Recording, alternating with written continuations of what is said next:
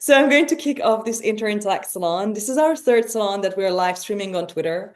And I'm sitting here with Professor Mark Lilla, whom I met the first time, I think, last year at the Faith and Progress event that we did with Plow and Zach Davis, a kind of joint collaboration and a beautiful conversation. And I didn't know at the time that you were working on this new book, Ignorance and Bliss, which I really, really deeply recommend for everybody. The subtitle is On Wanting Not to Know. I felt that this was not just an exploration of ignorance, but also of belief systems and how people delude themselves and each other so that we can survive. Obviously, in an era and in the days of blatant misinformation and a very flexible relationship, an increasingly flexible relationship with the truth. This is very, very, very timely. And I'm just going to give a quick intro to those joining us online about Mark, if you allow me, from just your profile on Columbia University's website. Mark Lilla, Professor of Humanities, specializes in intellectual history with a particular focus on Western political and religious thought. Regular contributor to the New York Review of Books. He is the author of many books, not just Ignorance and Bliss, the Once and Future of Liberal After Identity Politics, The Shipwrecked Mind on Political Reaction, The Stillborn God, Religion, Politics, and the Modern West, The Reckless Mind, Intellectuals in Politics, and G.B. Vico, The Making of an Anti-Modern. I actually kept running into you across several books when I was preparing for my Peter Thiel salon, because you were talking about Hegel, and you are an expert on Kojève as well. So it's so interesting to be reading you from so many different angles. One of the most interesting things that you kick off this book with is that there is no philosophy of ignorance.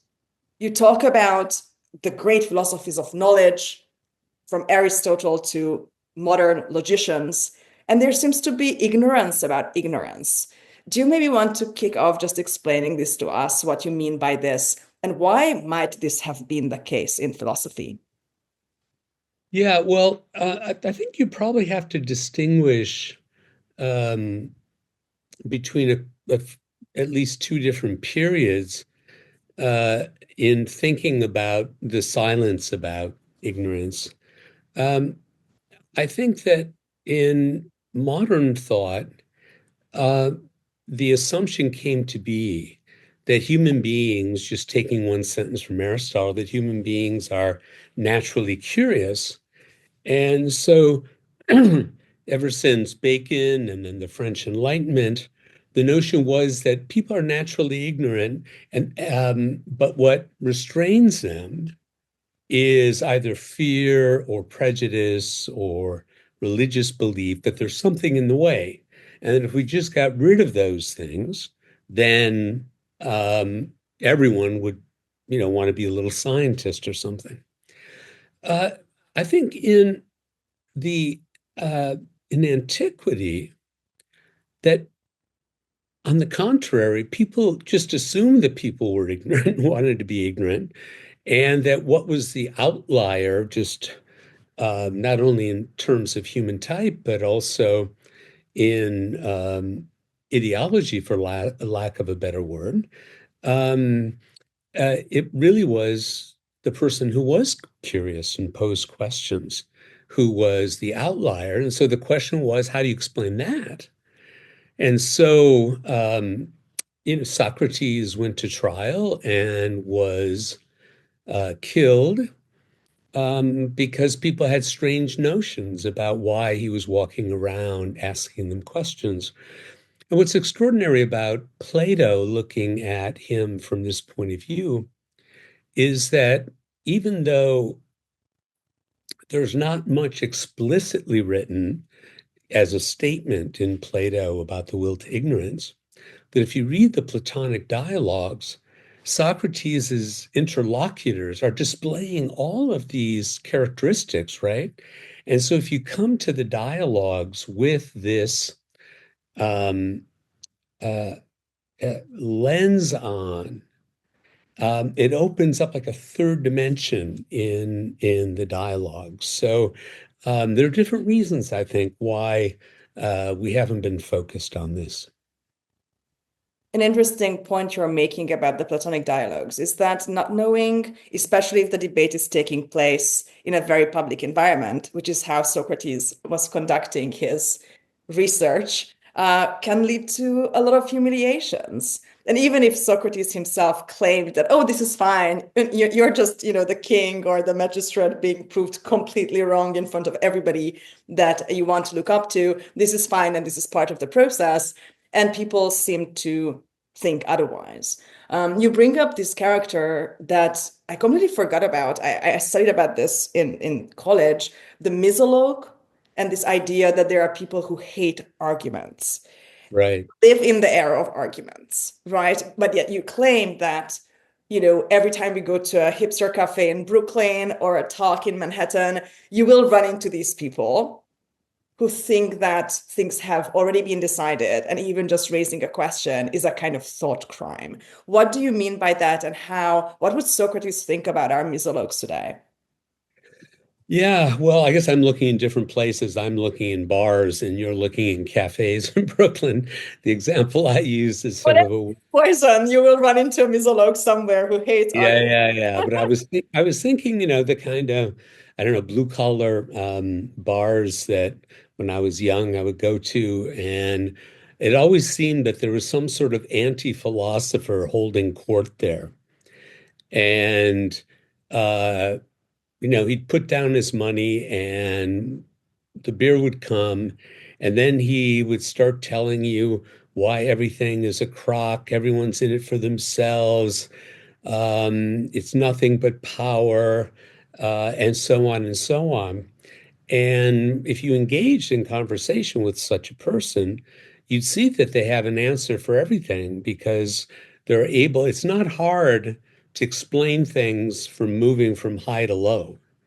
What's difficult is to move from a low explanation to a higher one. And at least now we're wired to think that if there's a more base explanation of a phenomenon or of a person, that's got to be the truer one than the higher one. But anyway, uh, Socrates coins two terms in the Phaedo. One is misanthrope, which has come down to us to the present, and the other is misologue.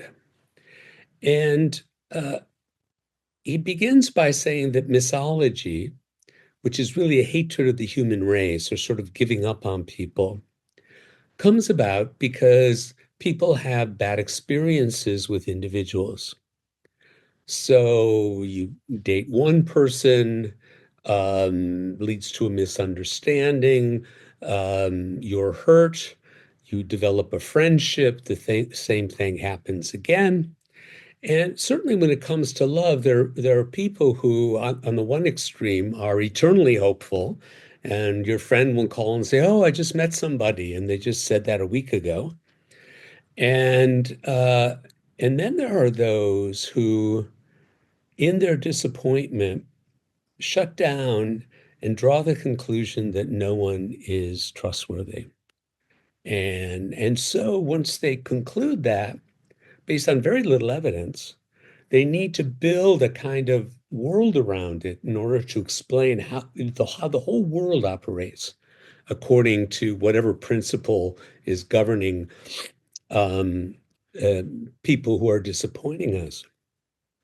And Socrates says that just as you can go into a hatred of people by having bad experiences, you can also develop a hatred of argument and knowledge on the basis of having been disappointed in the past.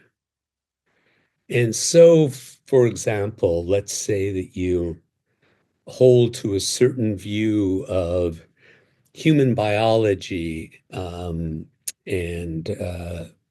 that's tied to biblical revelation, and then you run across something that proves to you, that convinces you that that biblical account is not the case.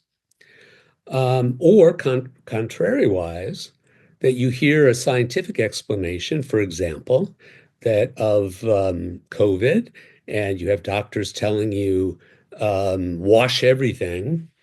And then it turns out they learn more. And they say, well, actually, what we've learned more should tell you instead to wear a mask.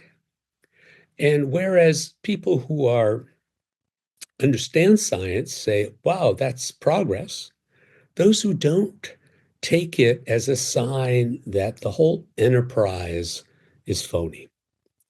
And the people who are promoting these things are phonies.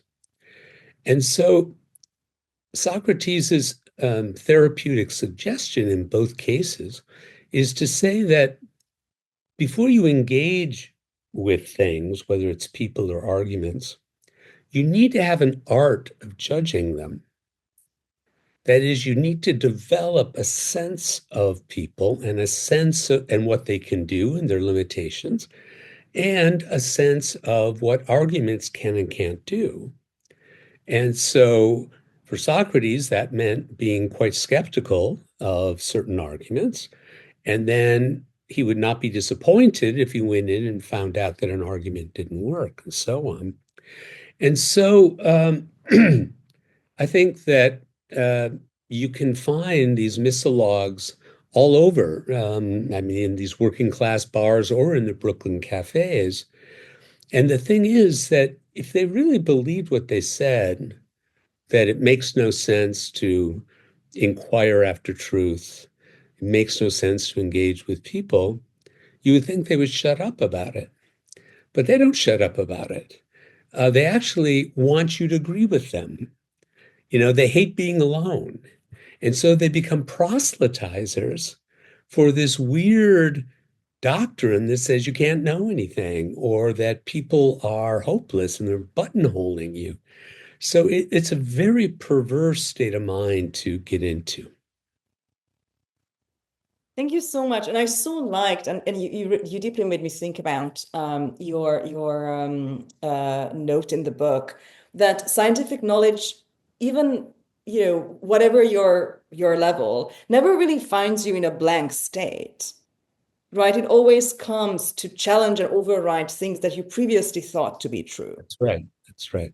And that's true internally, and that's true in exchange as well with other people, whether that's an internal realization. And then there is this battle, and that's very unpleasant. You talk about the stresses of knowledge, right? The stresses of learning. I mean, we know about this. We know that with learning comes a good amount of frustration. And for some people, that's kind of unbearable, and that people have a kind of Goldilocks zone there where the challenge still keeps you engaged.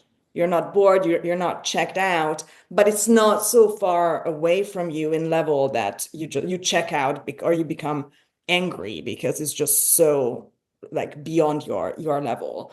I have this kind of thought experiment that I often play with when I think about people's different dispositions, and we will talk about dispositions a little bit more because you do explore that. Who prefers to know, who prefers not to know. In I don't know, Big Five, there is the high openness, low openness people, etc., etc. And I always imagine this like little ancestor of ours with his spear, trying to like hunt, and something moves in the bushes. And I can imagine that, 50% of our ancestors were like, oh, what is that? Let me check it out. And the other 50 were like, no, no, no, no, this is scary. I'm not even going to touch that. And, some people found a gazelle there, and you took it home and you fed your kids, and your kids had kids, and your DNA proliferated. And the other 50 may have found a lion there and ate you, and then, well, oh, there goes your bloodline. You don't know, right? So you had to have enough people that both qualities can pay off in some ways in the course of time. But what's shocking about it, and you do explore this, and I want to go there with regard to disposition as well, is that there is a social contagion to these things. It's really, really, really hard. I mean, Zena Hitz has an incredible book on this, Lost in Thought. It's really hard to be the only curious person in a room. I was the only Jew in my Catholic school. I have a lot of stories about this when it's not good to ask a question in Eastern Europe. But we all have the kind of peer pressure experience where Yeah. something is being fed to you or a disposition is being forced on you. How much do you think this is nature versus nurture? The disposition to want to know and the people whose disposition is, I've learned what I've learned, and from now on, I'll just be using this. Oh boy. Yeah, there's so many dimensions to that. It's really interesting the way you put it. Let me start by saying that when we say something like, I hold certain opinions, the image that comes to mind is you've got a marble in your pocket and you pull it out and you say, here's my opinion, right? But opinions aren't like that. Opinions are like prostheses. It's like they've grown out of it. And so when people feel their opinions challenged, it feels quite intimate. Now, Socrates says this is perfectly impartial here. And if anyone contradicts or disproves your position, you should thank them because now you've got a better position, right? But we're not built that way somehow. We associate ourselves with these things. And but what can happen in a group situation, if you think, for example, of what Tocqueville has to say about the tyranny of the majority in democracy in America, um, he says that one of the odd features of American society is that everyone believes that they're an individual, they can make up their own mind, and no one's any better than them at doing that.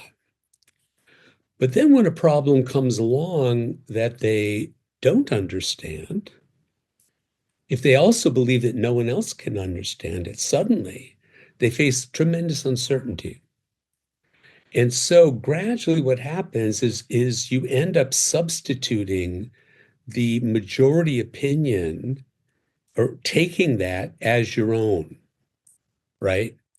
And so you're dependent on the views of others in a democratic society. And so Tocqueville hypothesizes that it actually will be harder in a democratic society to be an outlier than it would be in another sort of society. Now, um, under communist regimes, there was a kind of enforced equality and enforced doctrine. And so there, not only do you have to be careful because of your safety and the rest, but you really don't have any allies um, to, at least at any single moment, who are willing to challenge things.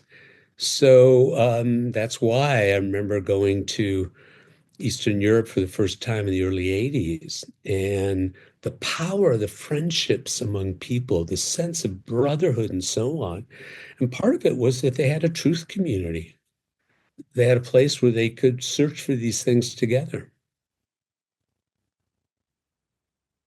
And you do talk about the dangers of democratic systems with regard to Socrates as well, right? That it was actually that this idea that everybody is equal is not necessarily true when it comes to knowledge. Some people know more things, and in that particular moment, there will be no equality until that knowledge is shared. If the people can touch that. I think you and I discussed that I'm doing my own Tocqueville reading group on Interintellect. My next episode is Oh, going to yeah. be Saturday. It's a monthly thing. And one thing that I really love, I mean, the whole thing is a million times better than I expected, and I expected something really good. I mean, it's high literature as well as travelogue and a philosophical and political treatise. I don't even know who can write like this these days. It's really, really, really mind blowing. But there is a kind of aside. I think it's at the beginning when he's just kind of like giving you an overview of what he will be talking about, Tokyo. And he says that in America, nobody assumes kind of by default about each other that the other person is honest, but you assume that they are smart or that they have some kind of information. And that's so interesting. And as an Eastern European, And you would be surprised how much those East Bloc era friendships have, loosened since the 80s. I do remember them from my parents' life, right? I have some hazy memories of the 80s, but there was this enormous camaraderie and a guild-like building together that these days startups and artistic groups try to recreate as a social system. But in America and in open societies, you have to, you kind of swim against the tide when you are building these geniuses. But they loosen up when money gets involved. I think it's not just the censorship that enabled people in the 80s, but nobody had money. So you Yeah. have the Well, subterfuge. yeah, something I've gotten interested in recently is how much the networks now of projects like yours, of reading groups online, of meetings that are put online, people meet in salons, all those sorts of things. I mean, you very quickly have put together this whole little world of people who participate in this. And it Very reminds quickly in 8 years. But yeah, oh, it is. Well, we make it look effortless. at my age, that's not so much. But uh, it reminds me of the flying universities in Poland in the 80s. And in case your listeners don't know what those were, um, at a certain point, certainly in Warsaw and Krakow, students got and professors who didn't want to teach or read or study the kind of Marxism that they were getting, and it was ruining the study of literature and all the rest. They would all agree that at the time of the class that's listed in a certain classroom, instead they would all meet at the home of the professor of one of the students, and they could teach. And so somehow the metaphor that works well in Polish is that there was this sort of ground university, and then there was this flying university, right? Trying to escape these dogmas. And a lot of these friendships were built there. But now we're in the opposite situation, which is that um, people can read and study whatever they want, but the attractions and the demands of other things in life are such that in order to do things together, and given the state of uh, the humanities and the universities, my view is that the future of the humanities, at least in the short term in the US, is outside the universities. And it's in organizations like your own. And so now, because we've achieved this, whatever we've achieved, and live in this atomized liquid world now, we've had to do the same thing in order to make contact with people. And it's beautiful to see what's happening. There's so much variety to it. I'm so glad you say that. I mean, obviously, this is my baby, so I'm very proud of it. But we do see, I always say that Interintellect because we are a little bit, focusing on the timeless things. Even when you're listing a very kind of hot topic salon, there will be 2, 3 weeks while that actually is on the air. And that gives you a little bit of time, right? We're not this quick reaction, Twitter spaces thing. But I always have a bit of a delay, a couple of days or weeks when I see wider trends appearing on my website. When, I don't know, there was the effective altruist movement, and when they had their crisis, we had less EA events. Or when a lot of journalists get laid off, we suddenly see an influx of them using our platform where they can make money and, kind of do the thing that they are good at. And we are kind of bracing ourselves now like a school transformed into a military hospital to welcome the humanities people after the Trump crackdown. And hopefully for a short time. You don't want to be a military hospital for a long time. Yeah, Uh, that's I like that. or a kind of shadow government.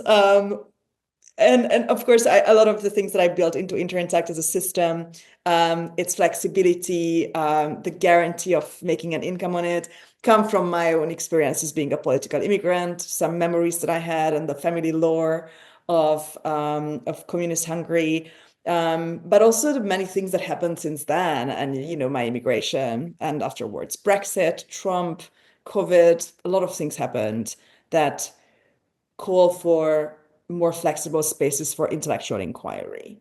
I'm not willing to give it up. I Yeah. would die on this hill. Good, good. But what are your views from within the academia about this? Do you see, I don't know, an increased curiosity in the faculty for exploring? I mean, yourself, you're, sitting here with us today. Is there a greater openness since COVID, or more like a resistance that we have to rebuild the insularity of the academic environment? Openness in what sense of Kind of outside extra academic, yeah. extramural kind of activities? Among the faculty, I don't know many of them because I don't belong to a department at Columbia. But among students, it's really extraordinary because apart from things that are online, there are now all these little uh, non-university affiliated institutions in university towns. Some of them are set up by conservative foundations, some by Catholic organizations, some by other kind of money. And on top of their schooling, students are going after hours to read books together. There's something called the Morningside Institute at Columbia that does this, and I always speak there every semester, and they choose books, even though they have a core curriculum. And so the thirst for that kind of experience is still there. I think it's growing. That gives me so much hope, by the way.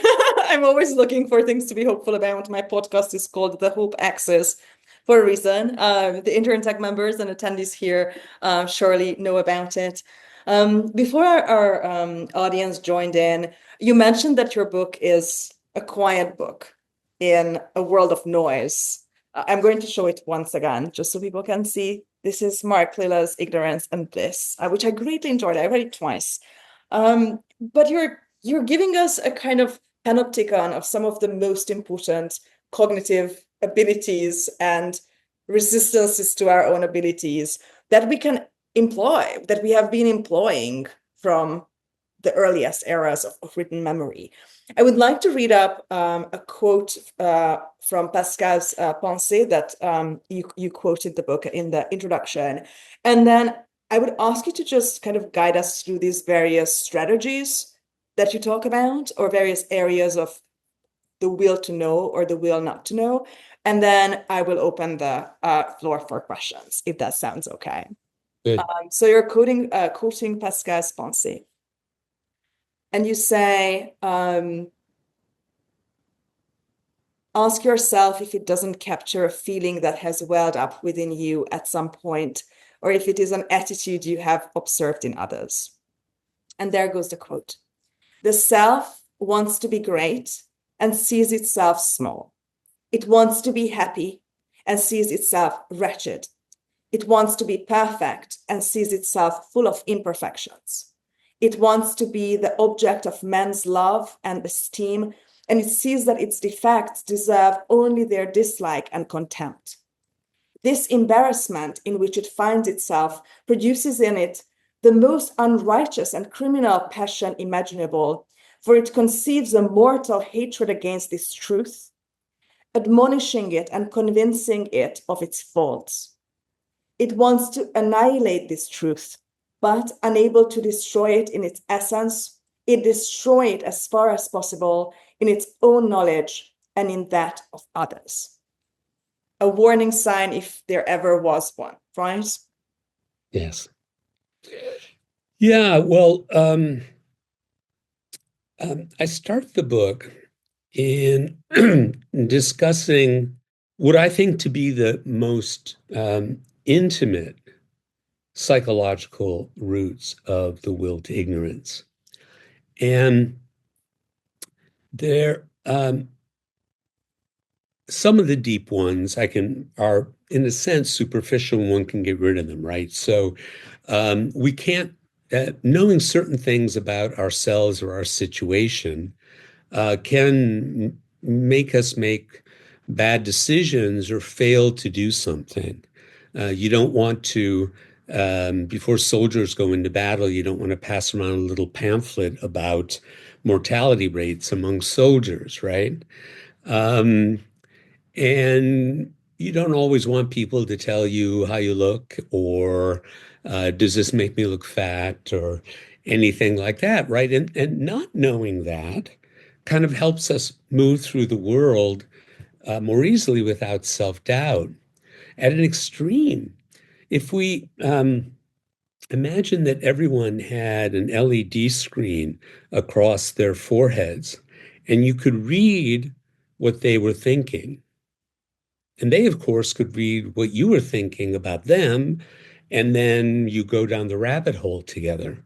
Life would come to a stop, and even worse, uh, people would not be able to develop an autonomous sense of self because they would simply have the eyes of the others, what was so-called amour propre. So those are the sort of ordinary reasons why we might desire not to know something, why we wrap presents and things like that.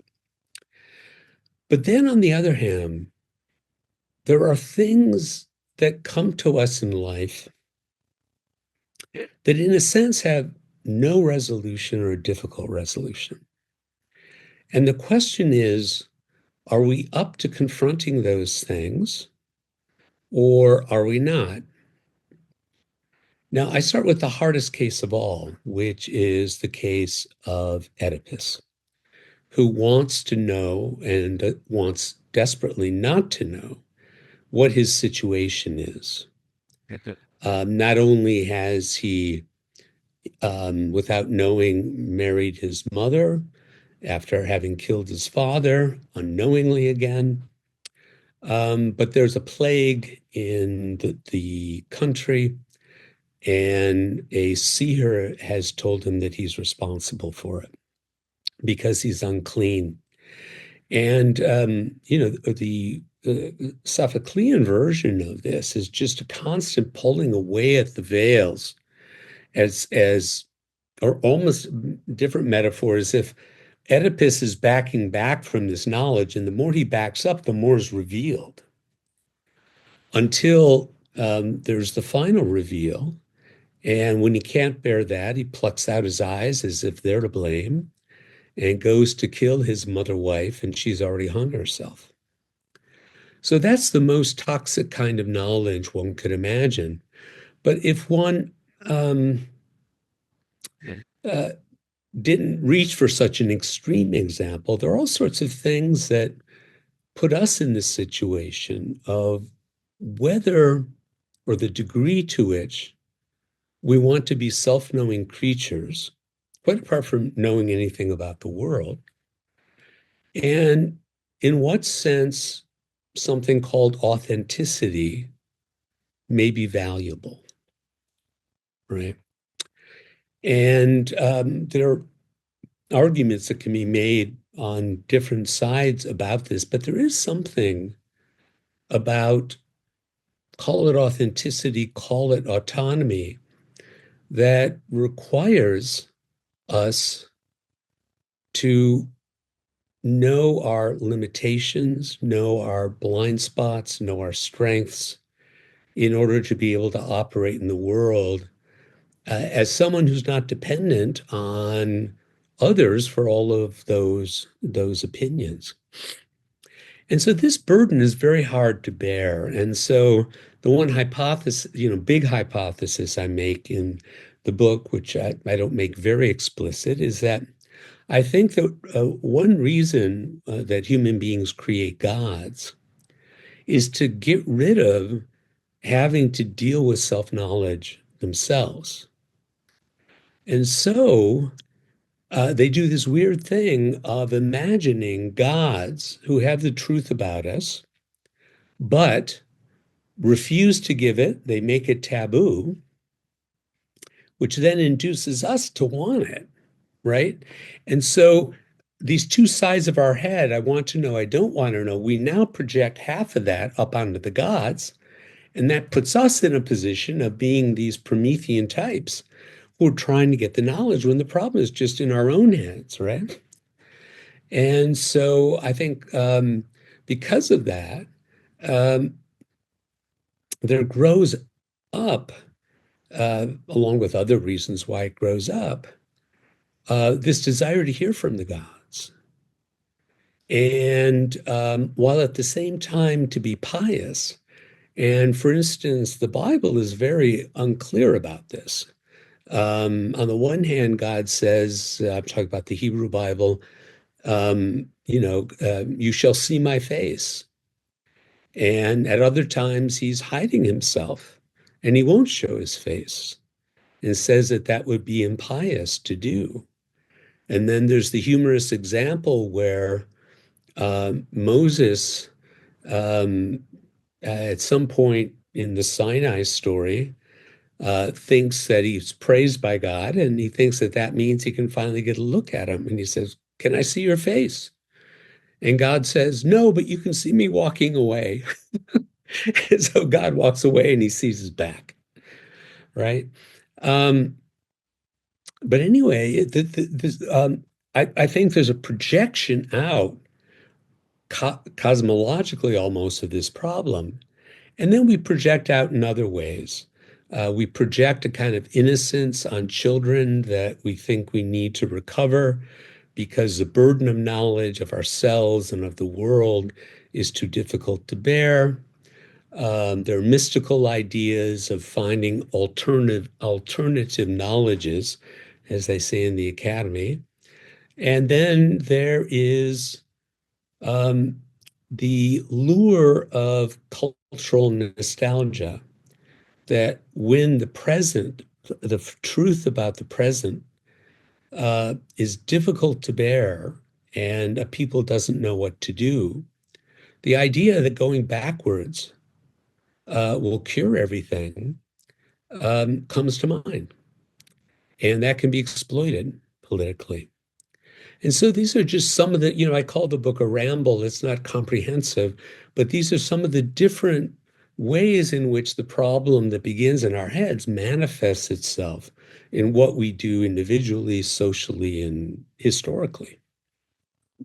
I really like how, you mentioned, I think, twice in the book, different schools that really posited that knowledge equals freedom.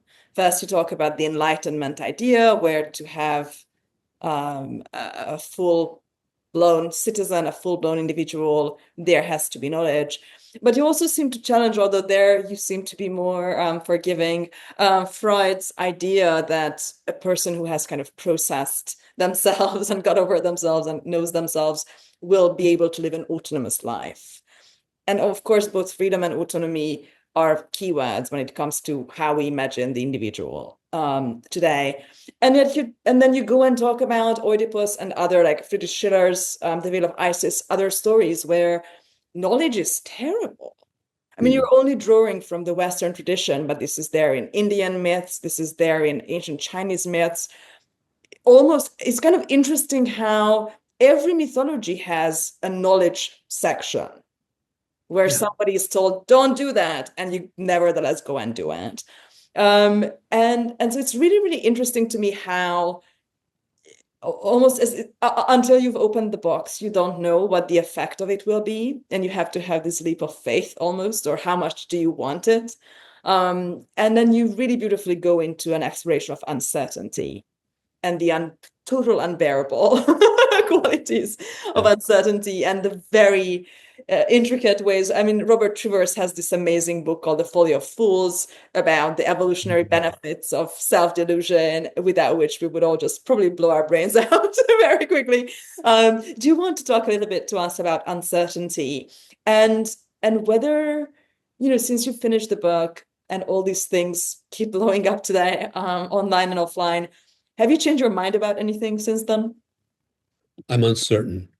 Um, we'll see. Not changed my mind, but I certainly have got a lot of material to think about, um, given what's going on in the present. But yes, the question of uncertainty, I wish I thought I'd be able to have a chapter on that explicitly in the book, and I didn't. And then I thought I could do a little book on the side, and maybe I will. But imagine a situation where um, You've got a little flower and you're plucking it and you go, she loves me not, she loves me not. And if you discover that she loves you, well, wonderful. If you discover that she loves you not, um, it's hard, it's a blow, but at least you know, and then you go on with your life. But if the little petal you pull says to you, you'll never know whether she loves you or not. So, which is the hardest psychological situation to be in? She doesn't love you, or you'll never know. I would definitely say it's that you'll never know. And so, certainty is deeply unsettling because it's not just that you're uncertain about one thing, but you start to think that either it's because of you that you're uncertain, or somehow it's the nature of the world. Now, we can only get through life by assuming that, as Hume said, that, if we knock a billiard ball and it hits another, it's going to keep going.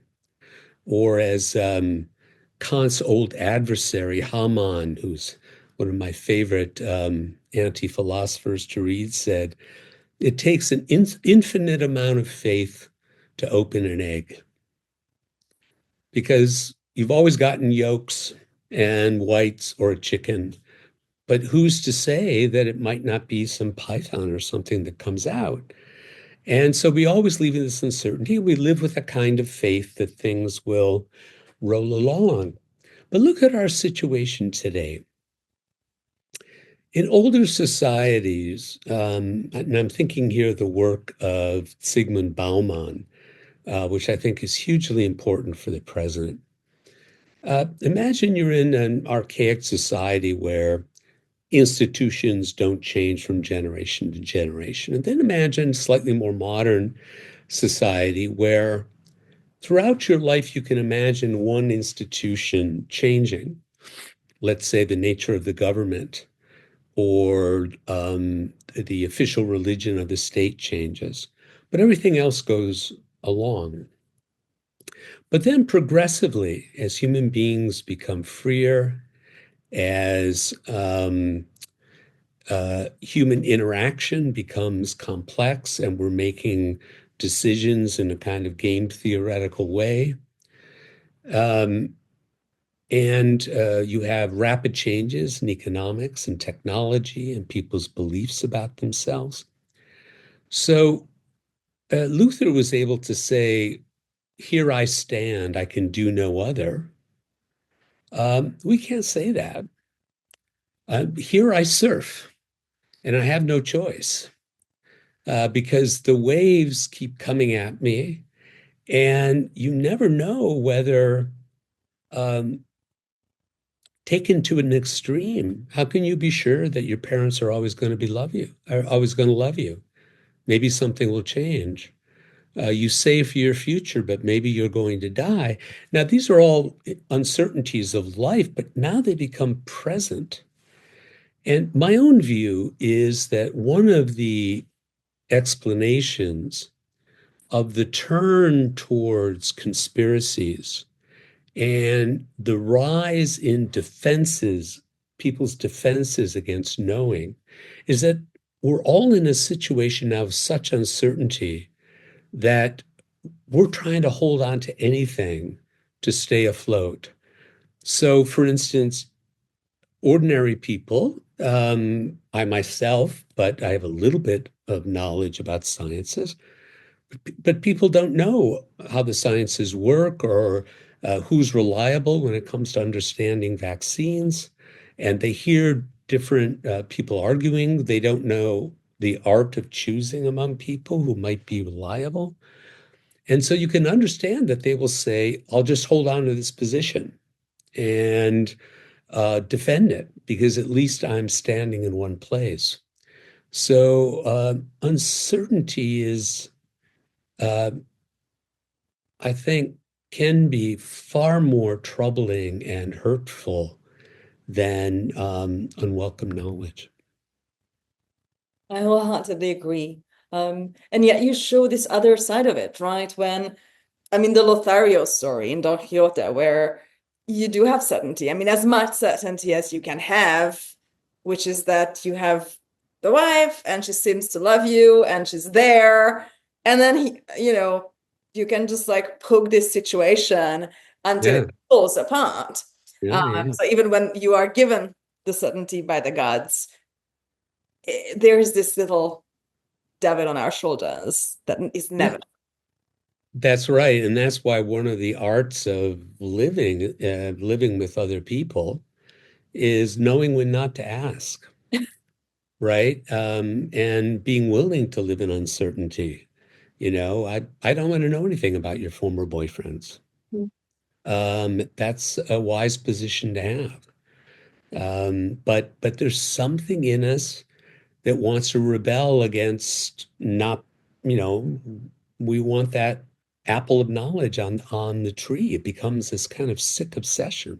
I think it's harder to make uncertainty your identity, right? And knowledge. I mean, I feel like everybody's identity needs maybe a fixed units of knowledge to hold it together. And I'm not necessarily talking about opinion, but things about which we are certain that are external to ourselves. And uncertainty, I mean, I've met people whose identity was built off on uncertainty, and that's not pleasant either, right? It's Yeah. hard to trust a person who doesn't conform to something in some way and treats it as a fact. Yeah, I mean, we treat more matter of factly today divorce, but the consequences on children are enormous, and they remain so, even if, a large portion of marriages end up in divorce and children are alone. So, if you're in that situation as a parent, you have to be very aware that you need to build a very stable environment around the child, because otherwise, what tends to happen is they become very influenced by other people in the rest of their lives, looking for something solid and not finding it in them. On that note, I just want to stop for a moment to give our attendees a chance to ask questions. You can raise your hands, you can make a comment, you can share something in Zoom, and I will read it up. Now is your time. Thomas, great to see you as well. Jacob Huber is here. A lot of familiar faces and names. DJ, great to see you again. How Hi, are you? likewise. This is great. Really enjoyed this. You mentioned kind of in passing there about Martin Luther, and it's funny because I was just listening to the Rest is History podcast where they're talking about like What a rude guy, right? it's just No Martin matter. Luther. Yeah, he was an INFJ, so that's kind of what you expect. The the thing though that they sort of point to, and they don't make a grand claim, but they just kind of highlight this in some of his writings that, you know, at the faith level, his argument is basically the church is all just a bunch of superstructure that has become to like exist to preserve itself. But what really matters is your personal relationship with God, right? Um, and his answer to everything when the bishop is trying to get him to recant is like, where is this in the Bible? You say priests have to be celibate. Where is that in the Bible? Where did Jesus say that? It sort of pedantically keeps coming back to that. And what Luther thinks is that, well, he has found, right? These guys are all wrong, but he's found the correct way to think about this. And so when other sects pop up, he thinks they're heretics, right? You should all be Lutheran. We shouldn't have these Baptists and other types. But they sort of say that he sort of unknowingly unlocked this idea of kind of individual conscience, like what matters most is your own personal understanding. And I'm wondering, and they suggest that, maybe that's the real enlightenment, right? Is this idea of kind of individualized belief and not just kind of accepting what your forefathers do. And I'm wondering to what degree you think like that conception of the self has both helped or sort of hurt the search for, deeper understanding. Yeah, I talk about that in the book. So you'll enjoy finding that when you buy the book. Uh, is uh,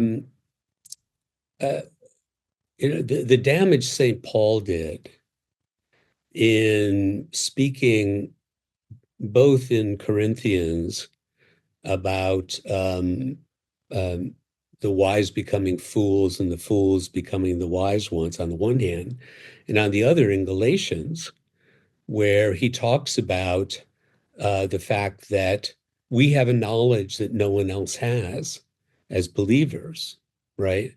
And you put those two things together, and you end up thinking of yourself as this person impervious to criticism, either you yourself as an individual or the team, and you feel yourself deputized to go out into the world and make that clear to everyone else by soft means or harder ones. And so, yes, this is a problem. The question of conscience, I think, is different depending on how you mean it, and maybe you'll tell me now. But um, it's one thing to believe that through grace, you have within you something, just to use the metaphor of within, but you have something within you that's not touched by sin and that allows you to communicate and be in touch with God and to feel the divine. And so that you develop guilt if you do something because the divine part of you, or the part that's now been given to you, um, uh, is in a sense speaking, or you feel the tension, right? But if we talk about conscience, that does not necessarily have a spiritual source, but rather I think we can think of conscience as a kind of, also perhaps, as a secularization of the idea of particular grace. Because then you become your own drummer, just because it's you, or because you've been able to reach a state that people can reach in which things become apparent. Rousseau believed that our conscience um, was natural to us, that we're simply hardwired to be sympathetic to others, to care about them, and that we're born naturally good, and that we decay from there for various reasons. But that's a purely secular notion um, of conscience. So I'm not sure what you think of that. I mean, yeah, I think that all kind of rings true. It's kind of like what you say about Prometheus, right? Like the little knowledge can be very dangerous. And uh, you could point to many, many, many, many examples, both currently and in history, where it probably is a good idea just to kind of go along and not ask too many questions. Like Mm. conventional wisdom is wisdom. Um, and you don't have to interrogate everything. And if you interrogate, if you navel gaze too much, um, that can lead to some really absurd conclusions, but that have their own perfect logic within your framework. Yeah. Yeah, and also one's opinions have to be a little sticky. We have to resist a little bit contrary opinions and evidence until we really test them out, because otherwise we'd be changing our opinions every 5 seconds. And that's not a way of living, because you have to kind of assume a certain view and act on it for a while. It's the old story of two people who have a dispute and go to the rabbi, and the rabbi's hard of hearing listens to the first one, and the rabbi nods his head and he says, "You're right." And then the second one comes up to his other ear and tells him something else, and he says, "You're right." And then his assistant comes over, who's hoping to inherit the rabbi's flock, and says, Rabbi, excuse me, but they can't both be right. And he says, and you're right. So, yeah, we have to stick to our guns sometimes. Anyway, thank you. I was so glad to see this, timeless religious matter of how much knowledge, what is the virtuous level of knowledge beyond which a true believer should not venture. And then you go into this very interesting thing that I had never really considered, which is that if we become the empty vessels of grace or the Spirit, we might become the empty vessels of all sorts of other things. And then you have a very, very troubling section on demonology, which seems to be super trendy right now in the US. And just don't do that, guys. Like, don't. If your Substack writer tells you that that's a thing, unsubscribe. Like, hit the unsubscribe button. This is one case where you don't have to be intellectually diverse. We have a question from Robert that is not really a question. It seems like the first half of a question. Which is that Robert says, earlier, you, Mark, made me consider that psychoanalysts in a way worship the subconscious, and it gives us gifts, perhaps offerings. I think it's kind of in line with what DJ you were talking about, where we might assume that there be non-rational forms of knowledge, and it can be taken to extreme excess, despite the Delphi graffiti. But that we all living on Earth feel that there are some things where we can't really express it verbally. There is something that might go beyond the kind of printed paper type knowledge. Mark, do you tend to be generous with these things or always a skeptic? Stingy as ever when it comes to this. Because look, what the subconscious has is material. It's not knowledge, it's material. It's bribes and all sorts of other things, right? Or it's impressions or it's opinions that have a hold on you. And Freud is under no illusion that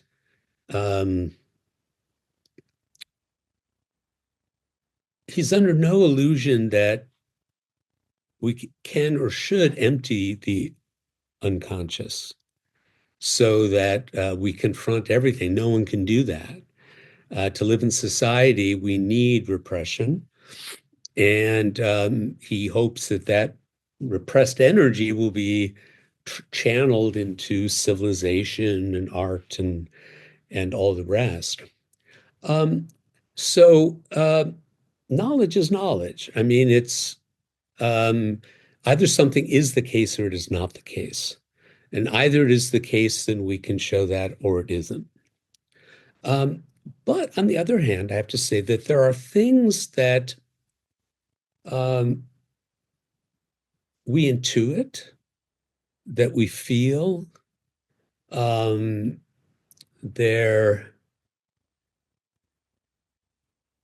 is the experience of the surreal, of the uncanny. And,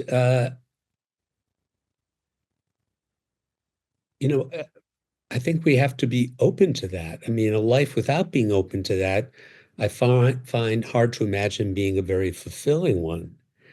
As I quote in the book, the poet Randall Jarrell once said that being a poet is to spend your life standing out in the rain, hoping to get struck twice by lightning. And lightning is not knowledge, right? It's an experience. And it may be an experience that opens something up we cannot understand. It's nonetheless there, but we just can't claim any knowledge about it, right? So I'm very abstemious when it comes to knowledge claims, but I'm not abstemious when it comes to people having genuine experiences. I mean, that's Lisa Feldman Barrett's great thesis, right? That emotions themselves are information that just can't really approach your rational faculties through any other means, right? That's the only way your body can tell you that you're scared because your eyes might not yet see consciously what's going on. but it's not knowledge yet, right? It's an impression that you have to somehow deal with. I mean, I'm going to go to Thomas's question in a moment, but I also tend to be a little bit stingy when it comes to all these airport pop sci books about like not trusting one's guts, or taking the Humean idea to this extreme where the monkey is always dumb. I think the monkey is really smart. Like, this monkey saved me from so many things, and teaching people to always approach that with great suspicion seems to be just counterintuitive and counterproductive for the purpose of staying alive. So there needs to be some kind of balance there, but let's not mix categories here. So Thomas is asking, was curious about if and how you, Mark, see a connection to identity politics here. He says, I still recall your excellent early piece on identity politics in, I think, the New York Review of Books, and you also wrote a book about it a couple of years ago. Was identity politics on your mind at all when writing this book? It doesn't really pop up that much, but obviously we do live in this context. No, this had nothing to do with it. This is Dylan Goes Electric, right? Um, so I've given up the folk music of political stuff. No, the truth is I started working on this book 25 years ago when I gave a kind of offhand lecture on this on this idea of the will to ignorance at Chicago when I joined the Committee on Social Thought. And its roots are even much deeper for me. I've always been drawn to understanding the sort of the psychological and political dark side of the street. My sympathies are with the Enlightenment, but I'm interested in the counter-Enlightenment. I'm interested in the dark thoughts and what they might mean. But when I was a teenager at the age of 13, which would have been in 1969, 70, I became a Jesus freak. And I got saved, and I was walking up and down the avenues where I grew up, right on the Detroit border, and there were huge wooden crosses. And I had a leather cross that someone had given me, and I made a T-shirt that said "Property of Jesus." And I ran around with a book. And then at a certain point in college, all of that fell away. And so I was in the position of having experienced a conversion and a deconversion. And that's an odd and Wait, sorry interesting. to interrupt, but that's such a common experience at Interintellect salons. I think that there's something about Interintellect that attracts people who have had both the conversion and the deconversion experiences. This is my one note. Sorry for the interruption. This is just I picked that up at the pattern. session that I attended at your place, in fact. And so you've got a lot to try to understand about yourself and the human condition if you've been through that. And it's interesting to see how different people behave. So if you think about people who are ex-communists, who were once true believers, and then whether it was Kronstadt or whether it was Budapest in 1956 or it was something Cambodia in the 70s, the scales fell from their eyes. And the question is, does that mean that losing the scales on your eyes reveals something else that becomes a new revelation? Or does it make you skeptical of revelations? And I've known both sorts of people. I'm old enough to have known people who were part of the generation that came, some of them Hungarians, who came to London after 1956, and some came to the United States. And they were definitely of the two types. And so that's just when it comes to human types. But within yourself, what is it that Lady Bucknell says in the in the Oscar Wilde play where she's interviewing a young man who wants to marry her niece or something. And he said, "I lost my parents." And she said, "Well, losing one parent is a tragedy. Losing two parents sounds like carelessness." Um, and going through a conversion and a deconversion can feel like you've been careless with yourself. You've been careless with your soul, and that you have to think through and work on yourself and how you deal with knowledge and uncertainty and self-knowledge as you navigate through life. It requires a kind of tuning of your instrument. And so all of those things were on my mind when I gave that lecture. And then I picked away at the book between books over all these years. And then finally, we got this. This is beautiful. I also had my own conversion experience. I was 12 when I had an epiphany and converted to Catholicism. This is how I ended up in the Catholic school.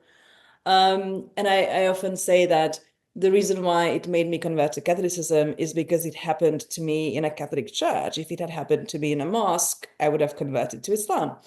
That there is something completely church agnostic about revelations in some sense. But it didn't make me it made me distrustful of very doctrinaire conversions that claim that this, but the experience itself, no, if anything, it made me very accepting of the fact that these things exist and somehow our minds are capable of opening up in this way. And then, you have obviously various different versions of this going forward. But I think the first one, if one ever experiences it, that kind of psychedelic experience induced naturally, is very, very dramatic. I would like to talk a little bit, unless there are other questions at this point, I would like to talk a little bit about nostalgia, which is the last section of the book, and obviously extremely pertinent to the current moment. We do live in an era of exactly the kind of very presciently combined techno-futurism combined with some kind of cultural traditionalism. Somehow, sometimes the combination works out, and when it doesn't, it really does not. I think that's where we are right now. You start with this Theodore Storm, beautiful, beautiful quote, this chapter: "You will never be again what you never were before." That's highly quotable indeed. I always say that I'm homesick for Budapest that doesn't exist anymore. So am I homesick? And we all have that, right? We miss, I mean, you talk about the family album as a kind of self-imposed masochism, which I was laughing at so much. But, we all, I don't know, miss a person we used to be attracted to, even though that was such a long time ago. They are a completely different person now. So we have these kind of broken strings but it doesn't make it emotionally easier. And your claim is that we don't want to make it emotionally easier. We actually want to suffer in this kind of clinical, safe environment that nostalgia is, which never truly, brings with it a real danger of turning true. So why do you close the book with this, and why is this such an important topic?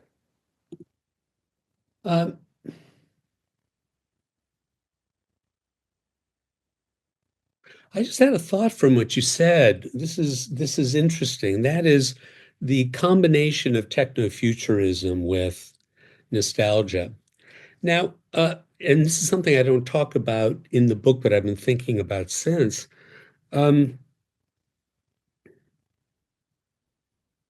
One source of nostalgia is the feeling that we can't control the present, right?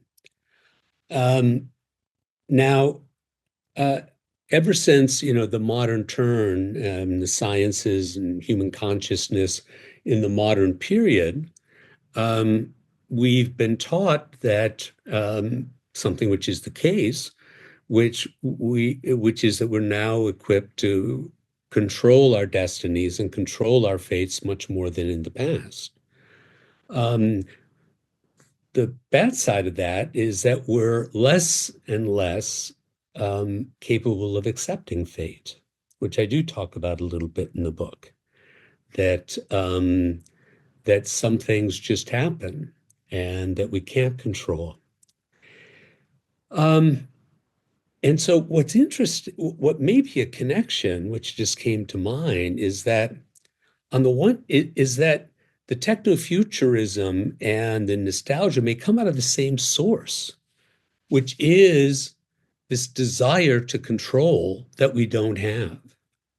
And so the nostalgic person will tell you, let's go back to a time that we used to have where things were ordered and they were kind of ordered by themselves.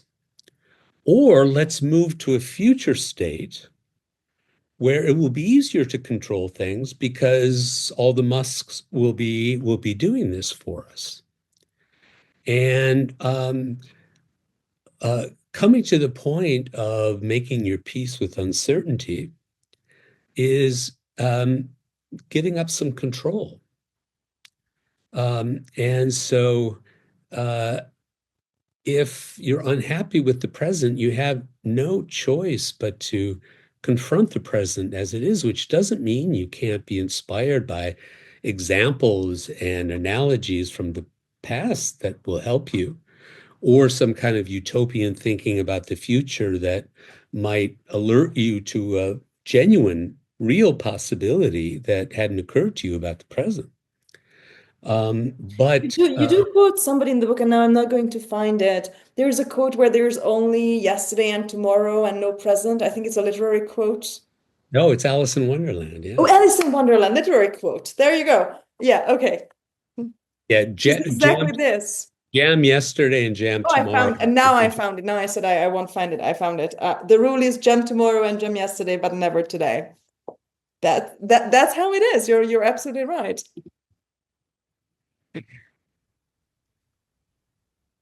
So this is our favorite and final kind of distortions.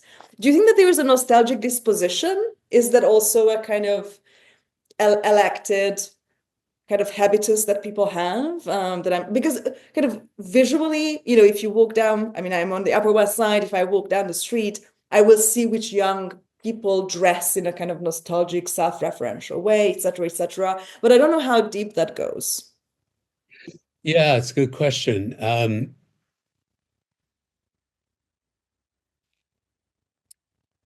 I see it mainly when I'm in France. It's very striking in Paris. You will see someone walking down the street, and you can tell that they're a nostalgic Catholic on the right. And In like they, a Bourdieu way, like there's somewhere in the quadrants. it all shows immediately in the dress, the carriage. And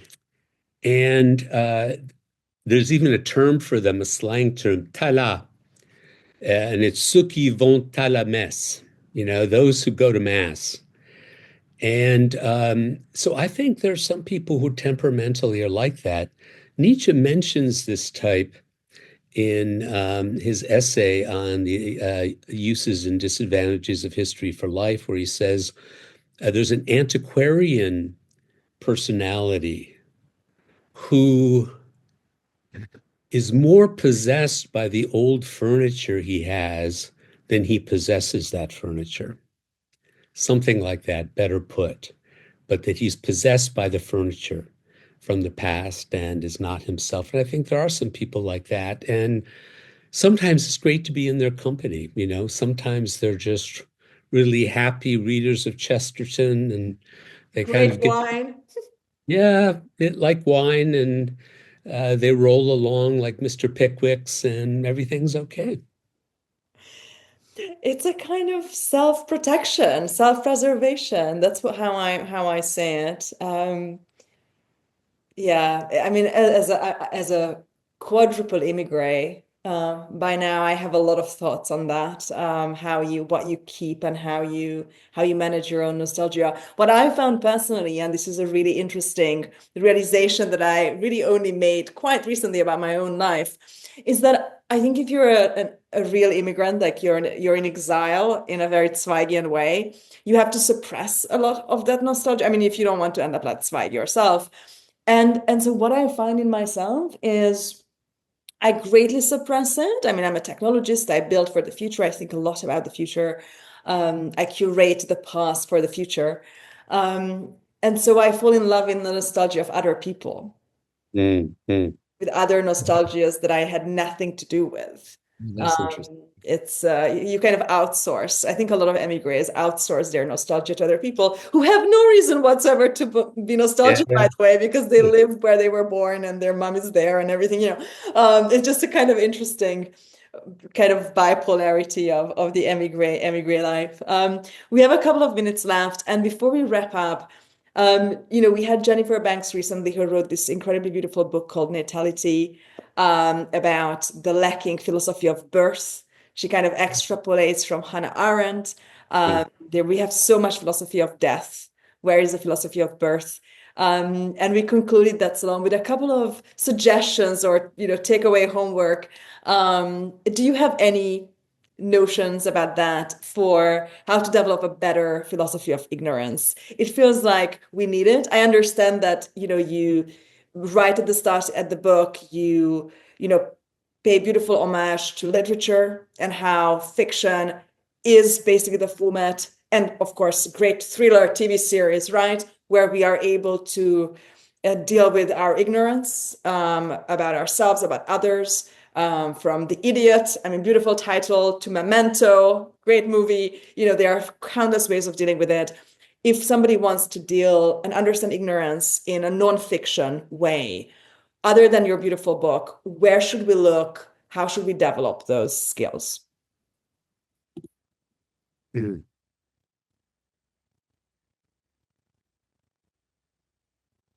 I think Plato's dialogues and Montaigne. Um, uh, they never get tired. They're totally accessible. I think most people to start with Montaigne would be a good idea, and just read randomly in it and feel yourself into him and sort of displaying in himself in some, I'm sure, very airbrushed way, this kind of almost headless life, I would say. That is to say that, you can live without, that living without certainty is a kind of liberation in order to immerse yourself in life and to open yourself to wonder. Everyone thinks that skeptics are doer, but it's by restraining properly the limits of what the knowable is, that we're able to see with wonder that which we can't explain, because we're not treating it like a frog that we're dissecting, right? That we can live in the moment. So I'm teaching a course on Thomas Mann right now, and we're in the Magic Mountain finally, and yeah, and a lot of it is about where understanding stops and the wonder that comes in dreams or getting lost in the snow. It opens you to life. Thomas Mann seems to be on everybody's mind these days. We have also a Magic Mountain Salon coming up very soon. I was just in a conversation in my favorite WhatsApp group today about Tonio Kröger and the Buddenbrooks. I personally am never a fan of moments when I'm made to think about the First World War in a comparative way. I think that's not good news.